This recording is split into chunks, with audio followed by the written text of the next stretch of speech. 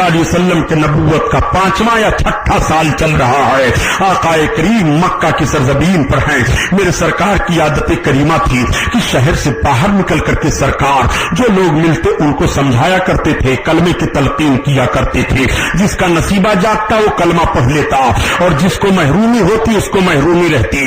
आकाए करीम सल्लल्लाहु अलैहि वसल्लम आज बाहर से तशरीफ ला रहे हैं। मक्का शहर बिल्कुल करीब हो गया है। सरकार कहीं दूर चले गए थे। तब तक एक बूढ़ी औरत आ रही थी। वो बोझ लेकर के चल रही थी। कभी अपने बोझ को रखती और कभी उठा लेती, फिर चंद कदम चलती, फिर रखती, फिर उठा लेती। वो थक गई थी। मेरे सरकार करीब पहुंच गए। करीब पहुंचने के बाद आका इरशाद फरमाते हैं, खातून तुम कहां जाओगे, दिन गुरूब होने वाला है। उस औरत ने सरकार का चेहरा देखा, कहा आप अरब हो? कहा हाँ। कहा मेरी मदद कर दो और जितनी उजरत कहोगे मैं देने के लिए तैयार हूं। मेरा मकान थोड़ी दूर है, मेरे बोझ को आप मदद कर दीजिए, संभाल लीजिए। आका करीम सल्लल्लाहु अलैहि वसल्लम ने उस खातून के बोझ को संभाल लिया। मेरे सरकार चल रहे हैं, वो औरत चल रही है, मगर उसके चलने की बुनियाद पर आका आहिस्ता आहिस्ता चल रहे हैं ताकि खातून को चलने में दिक्कत ना हो। वो खातून कहती है, ए अरब मर्द बड़े शरीफ हो, मक्का में तो ऐसे लोग नहीं मिलते हैं। अगर कोई दूसरा मिला होता तो मेरे माल को लेकर के भाग जाता, लेकिन मैं तुम्हारी रफ्तार देख रही हूं कि ऐसे चल रहे हो कि मुझे चलने में तकलीफ ना हो।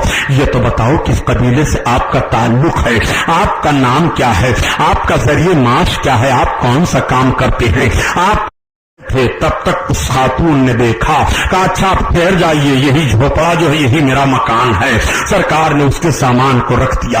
खातून ने कहा अपनी उजरत बताओ। कहा मैं उजरत नहीं लूंगा। कहा उजरत नहीं लोगे? कहा नहीं। कहा अच्छा ये तो बता दो कि आपका किस कबीले से ताल्लुक है। कहा मेरा कबीले कुरैश से ताल्लुक है। कबीले कुरैश के रहने वाले हो? हाँ हाँ। वो बूढ़ी औरत ने कहा लेकिन मैंने सुना है कि कबीले कुरैश में एक मोहम्मद इब्ने अब्दुल्लाह जाहिर हुए हैं जो अपने आप को नबी और रसूल कहते हैं।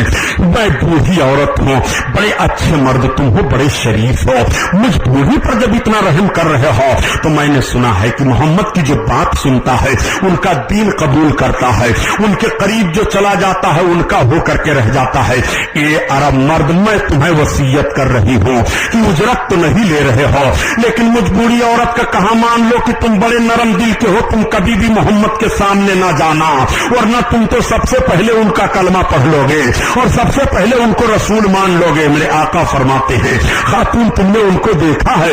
उस औरत ने कहा मैं देख करके क्या करूंगा, मैं नहीं देखना चाहती, मैंने सुना है जो उन्हें देखता है उन्हीं का हो जाता है। तब तक मेरे आका मुस्कुराते हुए फरमाते हैं, खातून जिस मोहम्मद का पता तुझे बताया गया है वो मोहम्मदुर रसूलुल्लाह मैं ही हूँ। इतना सुनना था, वो फटी की फटी आंखों से देखते रह गई। उसने कहा मोहम्मद अगर तुम ही हो तो मैं भी अब मानती हूं कि तुम अल्लाह के रसूल हो, मुझे कलमा पढ़ाओ, इस्लाम में दाखिल करो। इस्लाम में दाखिल कर लिया आपने कलमा पढ़ा करके। यूरोप का मुहक्किक जब ये तौर तरीका देखता है तो कहता है कि मोहम्मद ने मजहब इस्लाम को फैलाने के लिए जो तरीका अपनाया है, अगर उनके उम्मती आज भी वही मोहब्बत अखुवत और प्यार का पैगाम दूसरों को देते चले तो दुनिया के गोशा गोशा में सिर्फ मजहब इस्लाम होगा। कितने प्यार से मजहब इस्लाम फैल रहा है, कितनी मोहब्बत से मजहब इस्लाम फैल रहा है, कितनी चाहत से मजहब इस्लाम फैल रहा है।